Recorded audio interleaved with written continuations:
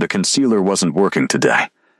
Maren Cole stood in the bathroom of her studio apartment, tilting her chin under the bad overhead light, and watched the left side of her jaw refuse to cooperate.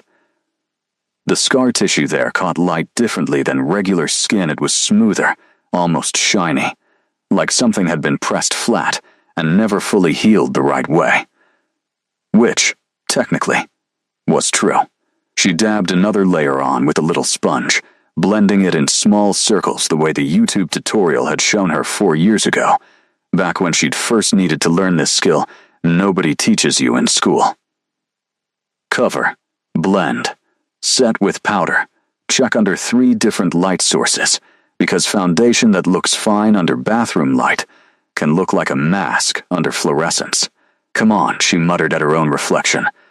Her phone buzzed on the edge of the sink. A text from her sister D. You still doing the interview at Croft Tower today? That's like the company. Don't be weird. Maren typed back with one thumb while blending with the other hand. Not being weird. Just nervous. You're gonna crush it. You always undersell yourself, lol. Maren didn't answer that one. She wasn't sure it was true, and she didn't have the energy to argue with her sister about it at 7:40 in the morning. The scars ran from just under her left ear down along her jaw and disappeared into her collar. Old ones, from a car accident when she was 22, the kind of accident people call a miracle when you survive it and don't ask too many follow-up questions about what came after. 3 surgeries. 2 years of not looking in mirrors longer than she had to. A slow, boring, unglamorous process of learning to exist in her own face again. Most days she didn't think about it much anymore. Today, with a final round interview for a research position at Croft Holdings, the actual Croft Holdings, the one that owned half the archival grants in the tri-state area, she thought about it a lot. She finished the makeup. It looked good. Not perfect, but good enough that a stranger wouldn't stare. She'd take good enough. Croft Tower didn't look like a place that hired archivists. It looked like a place that hired assassins, or fashion editors, or people who'd never once eaten a granola bar standing up at a kitchen counter like Maren had that morning. The lobby was all dark marble and cold light, and the receptionist had cheekbones sharp enough to cut paper. Miss Cole? The receptionist said, not looking up from her screen right away. You're for the special collections position. That's me. 28th floor. Mr. Croft will be sitting in on the final round personally. Maren's stomach dropped slightly. Nobody had mentioned that on the phone. Mr. Croft as in Nathaniel Croft, yes. The receptionist finally looked up, and something in her expression flickered, not quite pity, not quite warning.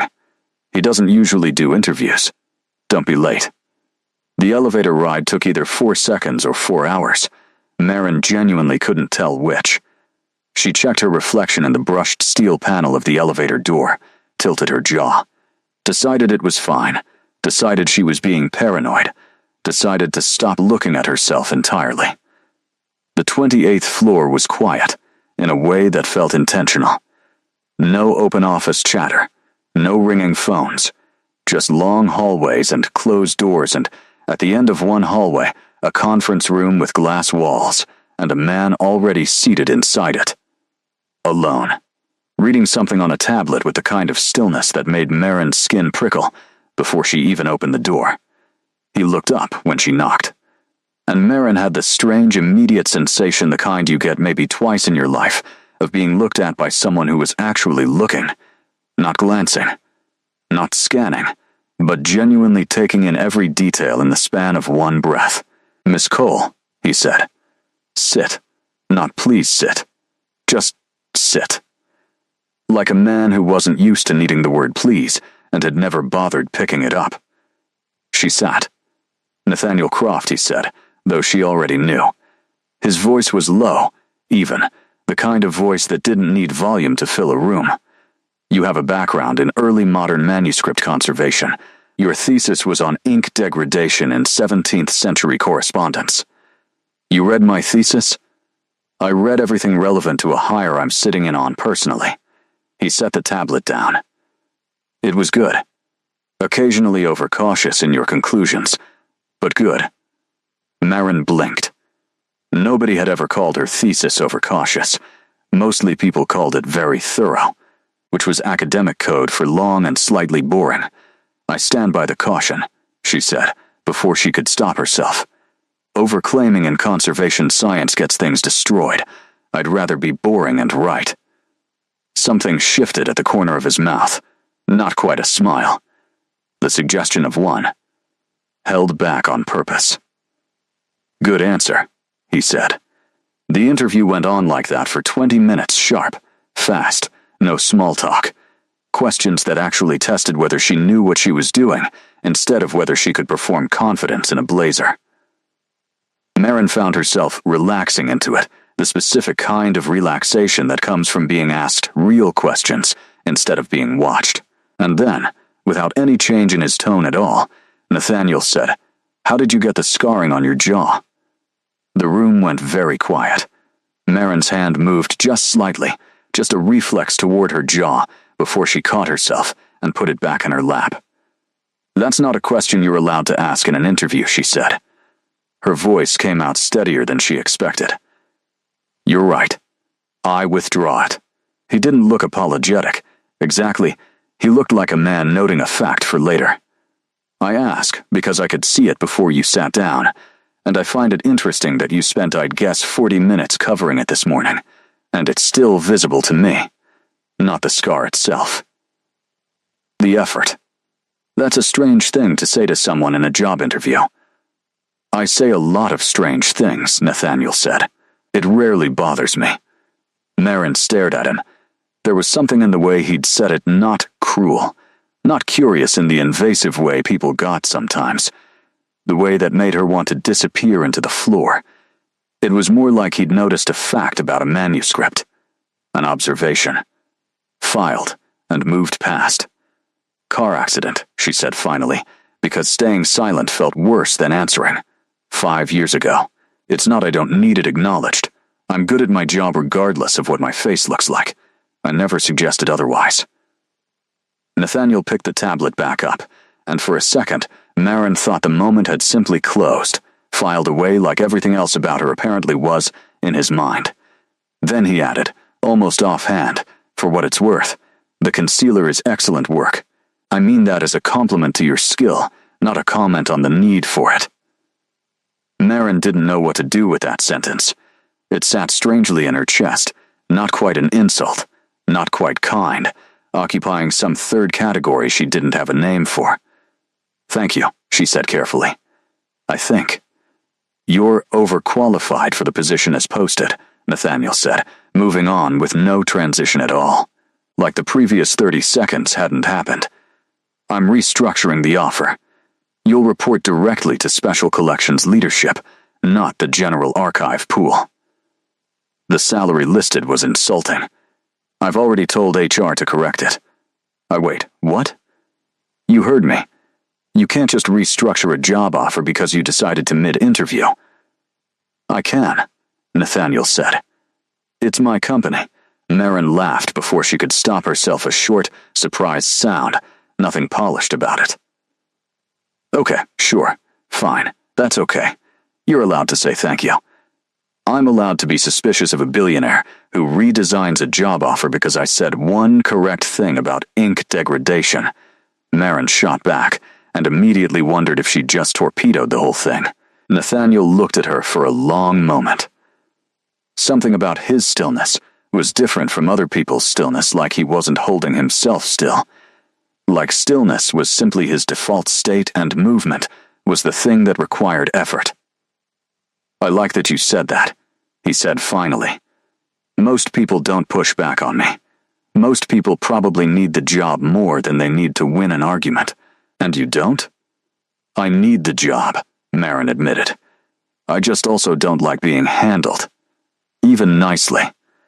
Nathaniel almost smiled again, that same held-back thing at the corner of his mouth. "Noted," he said. "HR will call you this afternoon."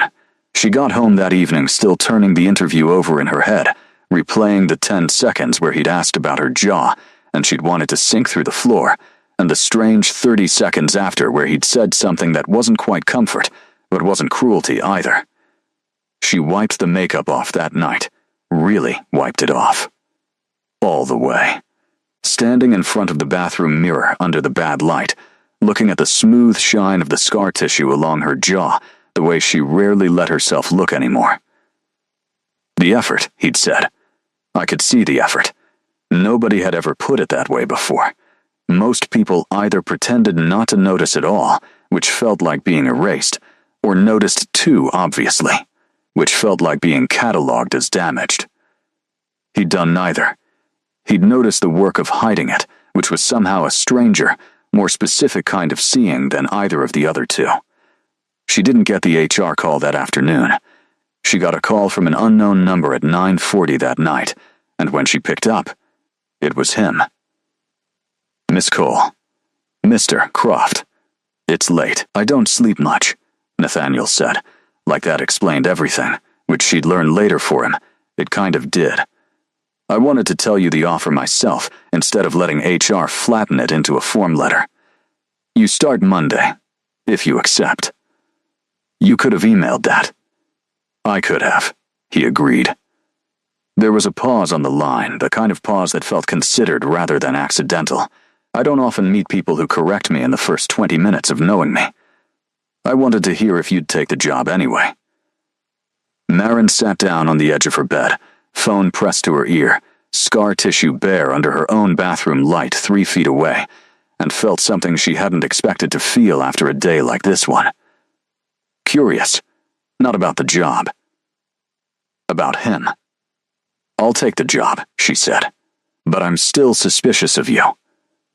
Good, Nathaniel said, and this time she could hear the smile in his voice, even through the phone. Stay that way. It'll be useful. Monday came faster than Marin expected. She stood outside Croft Tower at 8:52 for a 9:00 start, holding a coffee she wasn't going to finish because her hands needed something to do, and told herself this was a normal first day at a normal job. It didn't feel normal. It felt like walking into weather. The special collections floor was nothing like the general offices below. No fluorescent lights, no cubicles, just long reading tables under warm lamps and shelving that ran floor to ceiling behind climate-controlled glass. A woman with cropped silver hair and reading glasses pushed up into it met her at the elevator. You're the coal hire, the woman said. Not a question. I'm Priya. I run this floor, technically, though apparently now I share that with you, according to the memo I got at 11 p.m. on Saturday. I didn't ask for that, Marin said quickly. I don't know what happened with the restructuring. I just relaxed. Priya waved a hand. I'm not mad. I've been asking for another conservator for 2 years. I'm just telling you the memo was weird, because everything involving him is weird. She started walking, and Marin followed. You met him already? Friday, during the interview. He doesn't do interviews. That's what the receptionist said too. Priya glanced sideways at her, something assessing in the look, though not unkind. Well, welcome to the strangest job you'll ever love. Let's get you a badge. The work itself, at least, felt familiar. Manuscripts needing stabilization, a water-damaged ledger from the 1800s that needed careful drying, a box of correspondence nobody had cataloged properly in decades. Marin lost herself in it the way she always did, hours disappearing into the specific, quiet satisfaction of doing careful work with her hands. She didn't see Nathaniel again until Wednesday. He appeared at the far end of the reading room without any announcement. The way she was starting to notice, he seemed to appear everywhere, like he didn't believe in doors making noise. Priya straightened slightly when she saw him. Everyone on the floor did, a subtle recalibration, like the room's gravity had shifted a few degrees. Miss Cole. He stopped at her table, looking down at the document she was working on, a fragile letter, ink browned with age, sealed under a sheet of thin archival film while she worked. What is this? Correspondence. 1820s, I think. Unlabeled, unfortunately. So I'm working from paper stock and ink composition to date it more precisely. Show me. She turned the document slightly so he could see it without touching it. He leaned down not too close, but close enough that she noticed again how still he held himself, like a photograph of a person rather than a person.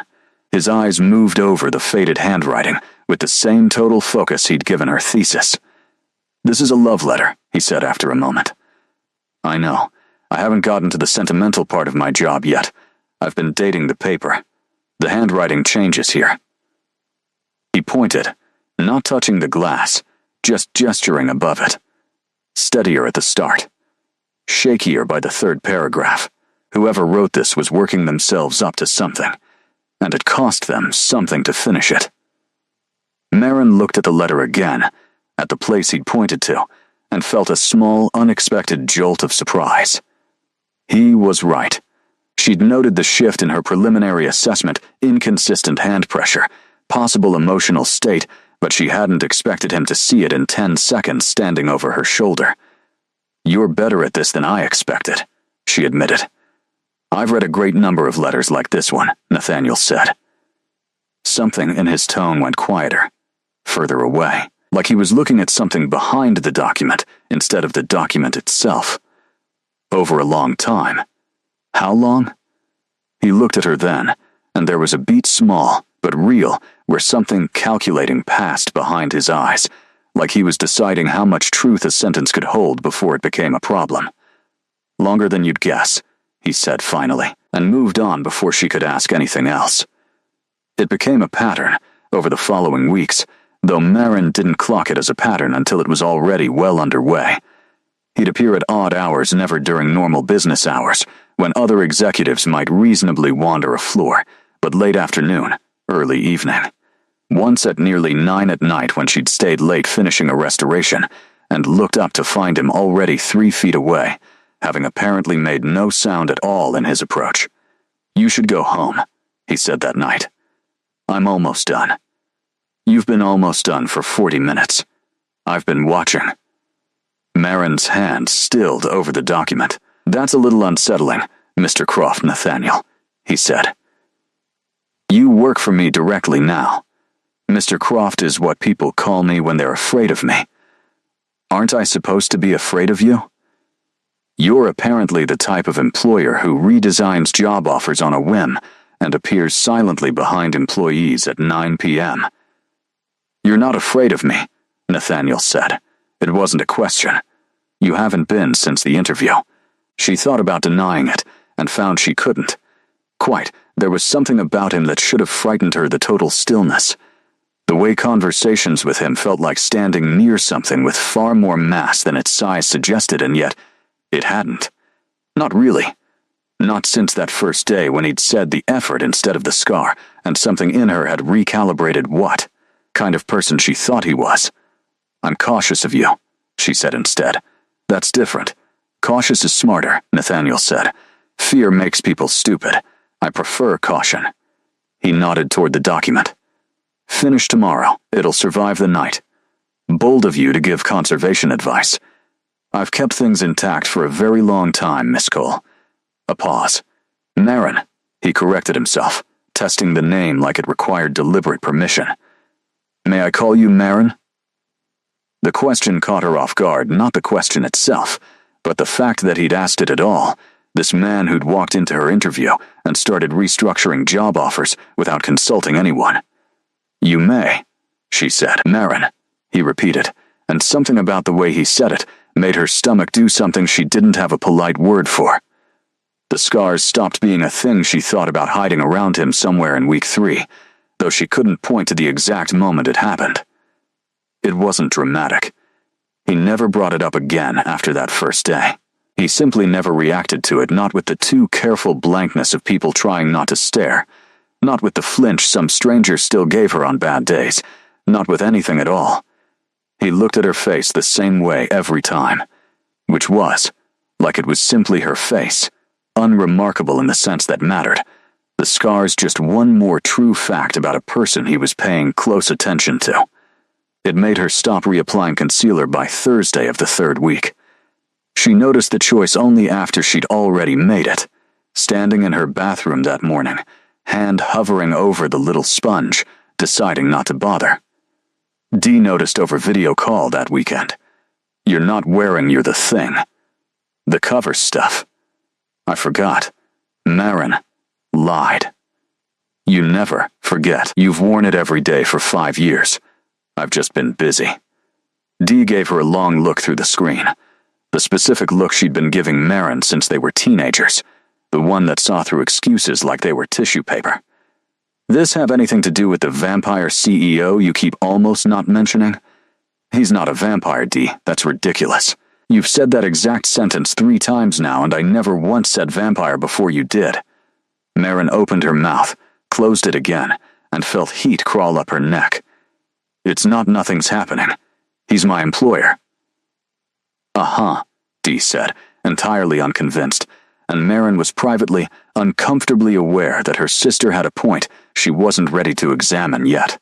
The thing that finally cracked it open happened on a Tuesday, 6 weeks in, when Maren stayed past midnight trying to save a water-damaged 1700s ledger that had started developing mold along one edge, the kind of emergency conservation work that couldn't wait for morning without risking real, irreversible loss. She was elbow-deep in the careful, tedious process of separating pages when Nathaniel appeared, this time not silent, this time with 2 cups of something hot in his hands, which was such a strange domestic image against everything else she knew about him that she actually stopped working to stare. You're going to lose that page, he said, nodding at the ledger, if you keep forcing the separation instead of letting the humidity chamber do its work. I know how to do my job. I know you do. I'm making conversation while I hand you tea you didn't ask for. He set 1 cup down carefully, outside the work zone. Chamomile. I was told humans find it calming, though I confess I've never tested the theory personally.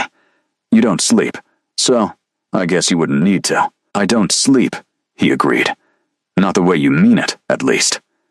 Maren straightened, wiping her hands on the cloth at her hip, and looked at him properly, really looked, the way she hadn't quite let herself in 6 weeks of careful professional distance. The cold light of the reading lamps did something strange to his face, sharpened it in a way regular light didn't. His eyes, she noticed for the first time, didn't quite catch the light the way eyes normally did.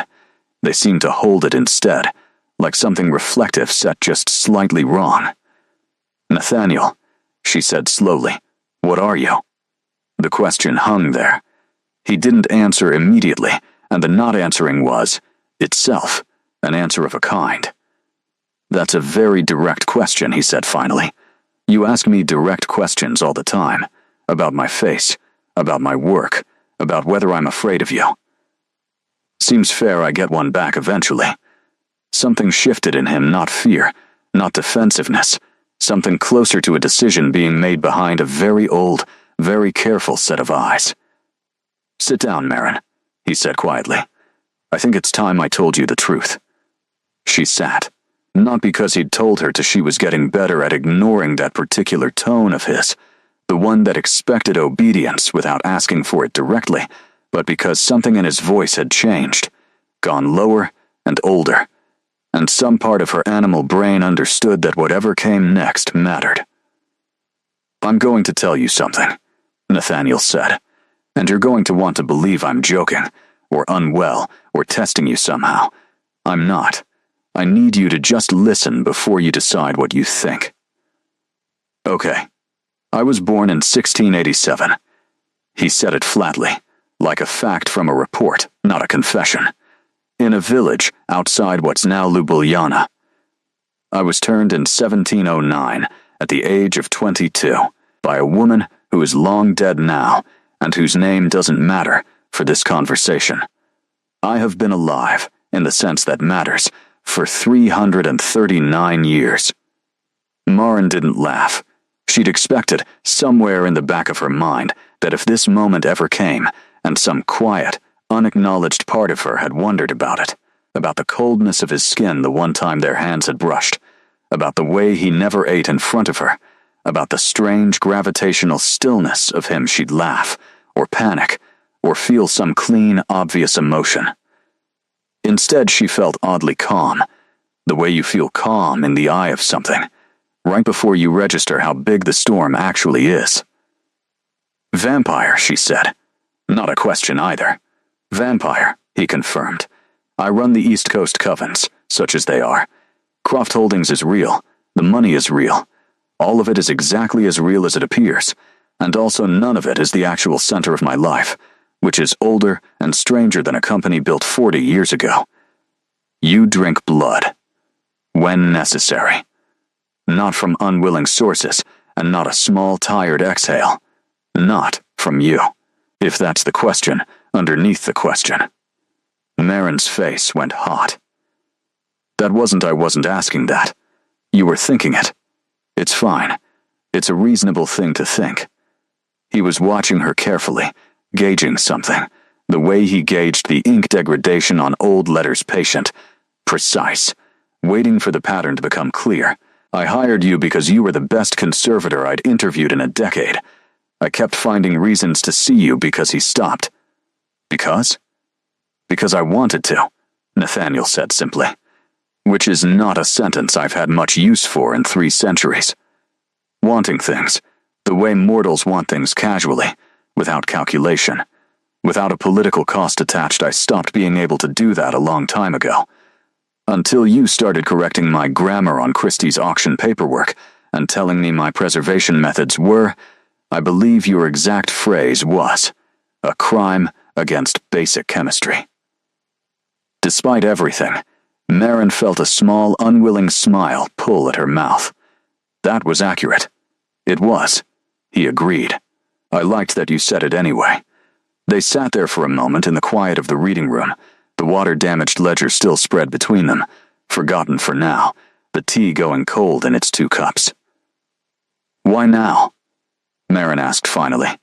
Why tell me tonight? Because you asked what I was, directly, to my face, and you deserved a true answer, instead of a deflection. I've deflected that question for 300 years. I found, tonight, that I didn't want to do it to you. He paused.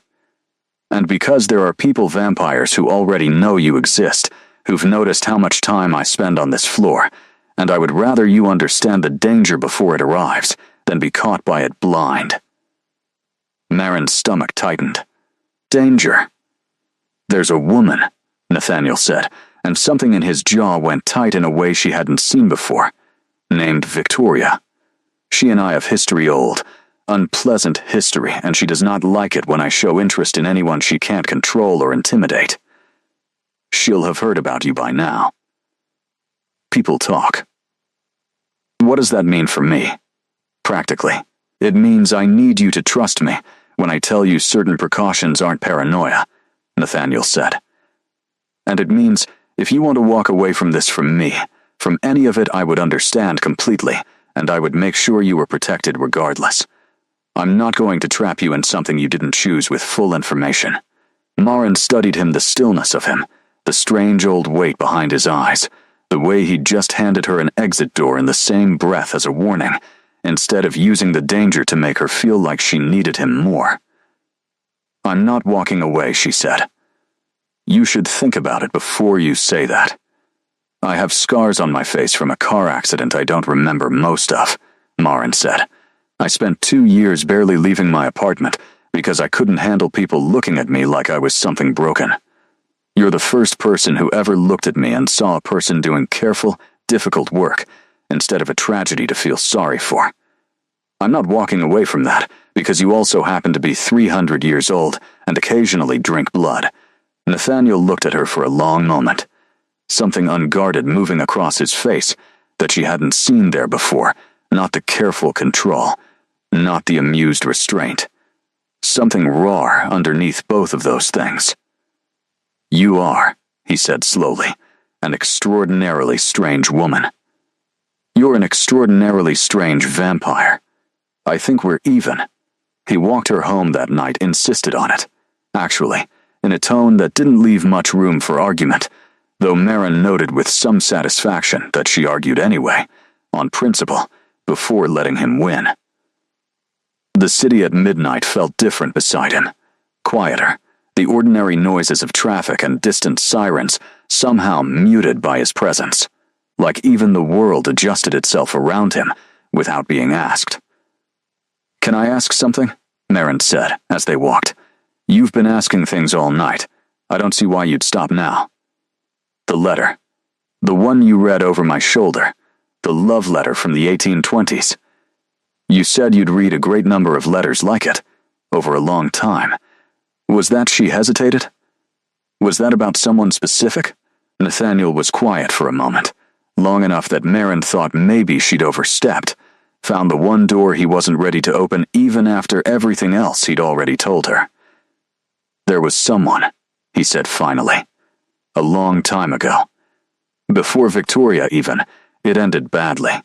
The way most things ended badly in that century plague, mostly, and grief, and my own inability to save her from either." His voice stayed level, but something underneath it had gone careful, controlled the way people control something that still has teeth. "I don't talk about it. I'm telling you because I don't want you to think you're the first thing I've ever cared about. You're not. You're the first thing I've cared about in a very long time, which is different, and which matters more to me than I know how to say properly." Marin didn't say anything right away. She just reached over, in the quiet dark of the sidewalk, and took his hand, his cold, still hand, the one that had unsettled her the first time they'd touched, and held it like it was an ordinary thing to do, like he was an ordinary person walking her home.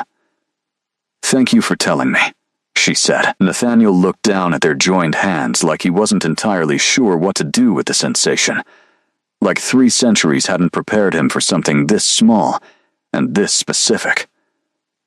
"Thank you for staying," he said quietly, "when you had every reason not to." Victoria found her 3 weeks later. Marin was leaving a coffee shop 2 blocks from Croft Tower, on her lunch break, phone in one hand and a bag with a sandwich she wouldn't finish in the other, when a woman fell into step beside her with the kind of unhurried, deliberate elegance that made Marin's skin prickle before her mind caught up to the reason why. Marin Cole, the woman said. Blonde, beautiful in a sharp, cold way, wearing red like it was a weapon rather than a color. "I've heard so much about you." Marin's stomach dropped. She didn't need an introduction to know exactly who this was. "Victoria," she said, keeping her voice steadier than she felt. "He told you my name. How touching."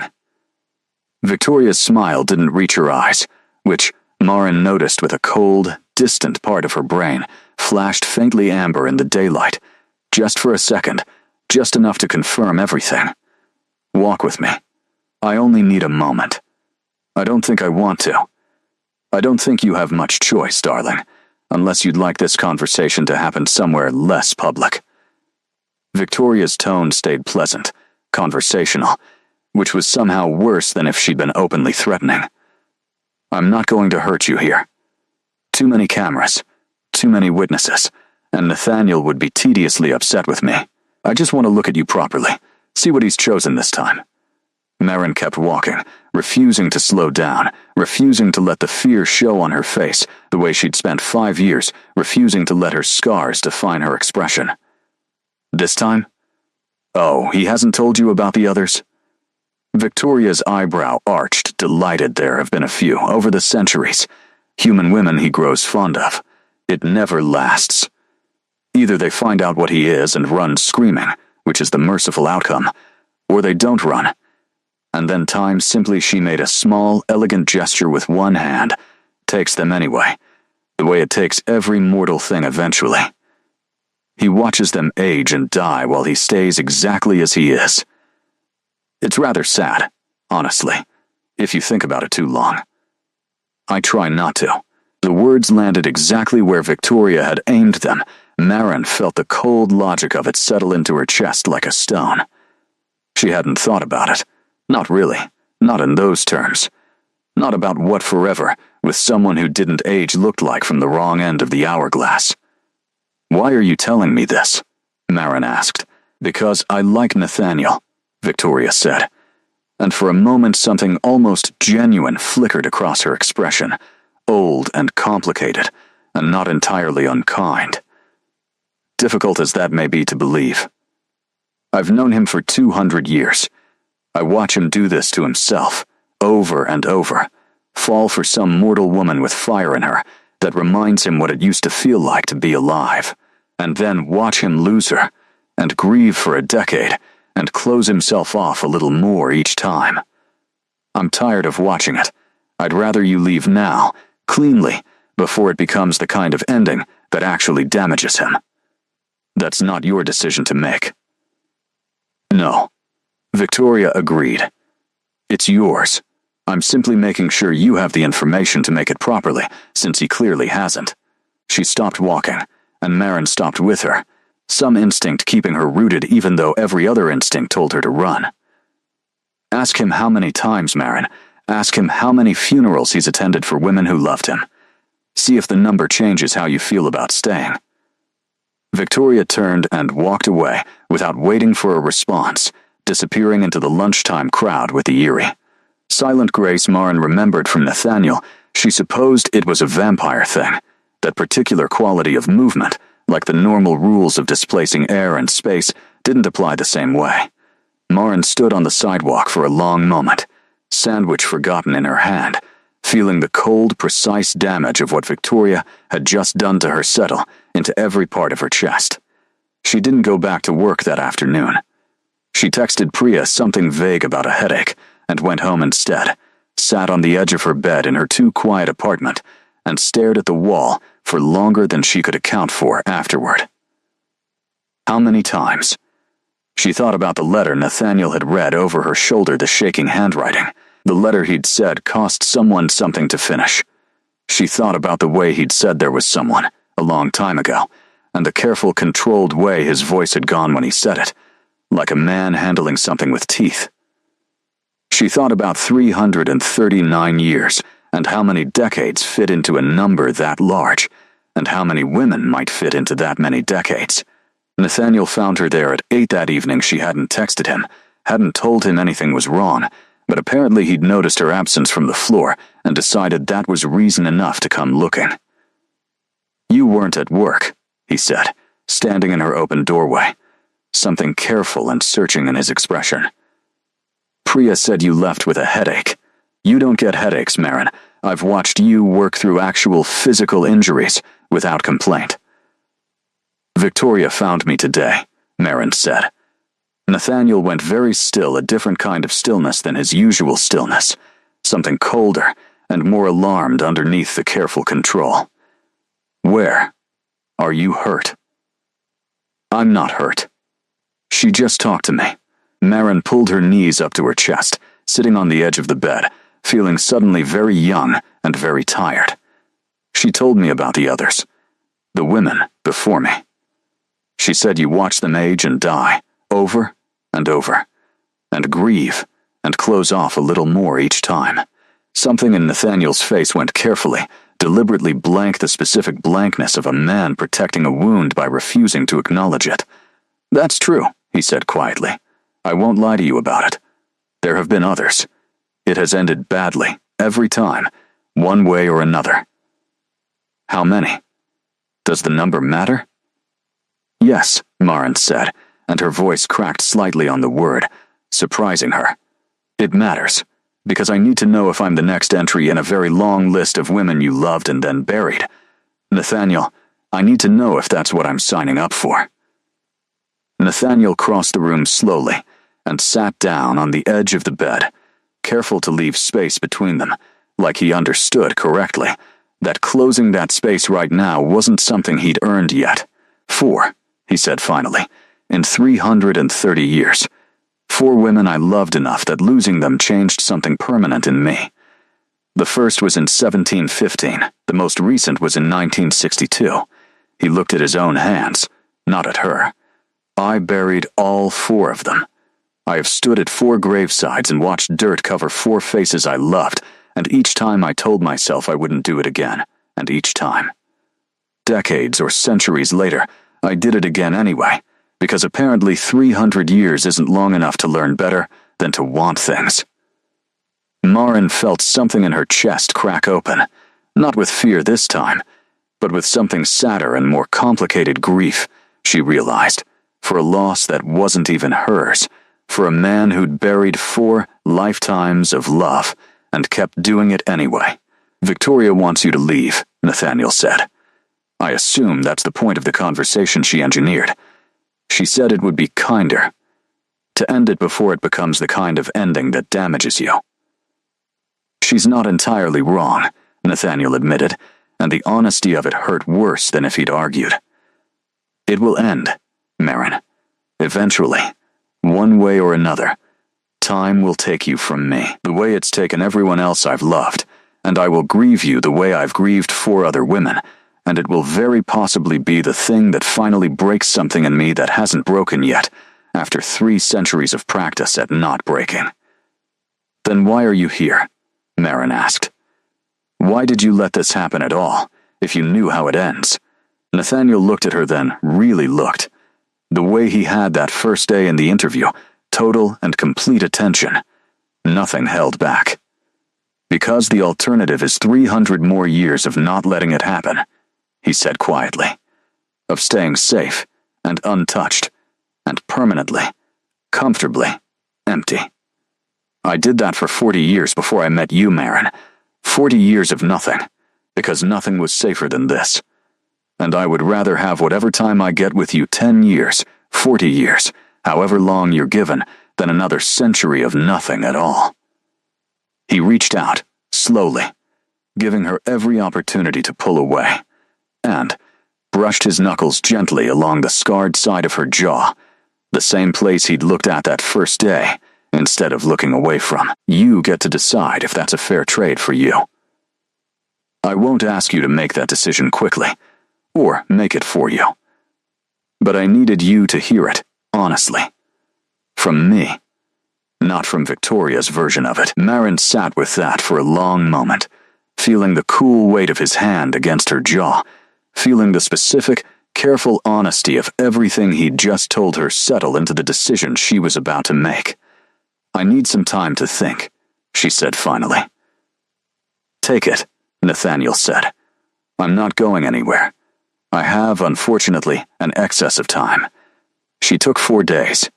She didn't go into the office, texted Priya that she needed a short personal leave, which Priya granted without asking questions, though Marin suspected Priya knew, or guessed, something of what was happening. She spent the 4 days doing ordinary things on purpose, calling Dee, going for long walks through the neighborhood, sitting in her apartment with the lights off some nights, just thinking, letting the enormity of the decision sit in her chest without rushing to resolve it. On the second day, Dee came over with takeout and sat across from Marin at the kitchen table, watching her with the specific patience of a sister who'd learned, over 30 years, exactly when to push and when to just be present. You don't have to tell me everything, Dee said, unpacking cartons of noodles, but you look like someone who's carrying something heavy, and I'd rather you carry it near me than alone in this apartment. Marin almost laughed. It's complicated. Everything worth having is complicated. That's not new information. Dee slid a carton across the table. Is it about him? Yeah, good or bad complicated. Marin thought about it, really thought about it, turning the question over the way she turned over old manuscripts, looking for the true shape underneath the surface damage. Both, she said finally. He's Dee. He's not what I thought he was. He's more than I thought he was, in a lot of ways, and it's terrifying, and I don't know if I'm the kind of person who's brave enough for it. You survived a car accident that nearly killed you, and rebuilt your entire sense of self from scratch afterward, Dee said, not unkindly, just factually. I think you're plenty brave, Marin. I think the question isn't whether you're brave enough, it's whether it's actually worth being brave for. Marin didn't answer that directly, but she thought about it for the rest of the night, long after Dee had gone home, long after the noodles had gone cold on the table, and she thought about it again the next morning, standing in front of her bathroom mirror, looking at her own scarred face under the bad light. She thought about 5 years of covering the scars every morning, out of habit, out of self-protection, out of a fear that had calcified into routine long after the original wound had healed. She thought about the specific relief of Nathaniel's eyes on her face, not flinching, not overcorrecting, just seeing her, plainly, the way you see a fact about a person you're paying attention to. She thought about 4 graves, and a man who kept choosing to love people anyway, knowing exactly how it would end, because the alternative was 300 years of choosing nothing at all. I'd rather have whatever time I get with you than another century of nothing at all. She understood, standing there, that this wasn't really a question about vampires, or immortality, or the specific mechanics of loving someone who wouldn't age the way she would. It was a much older, much more ordinary question, the same one every person eventually has to answer about every important thing in their life.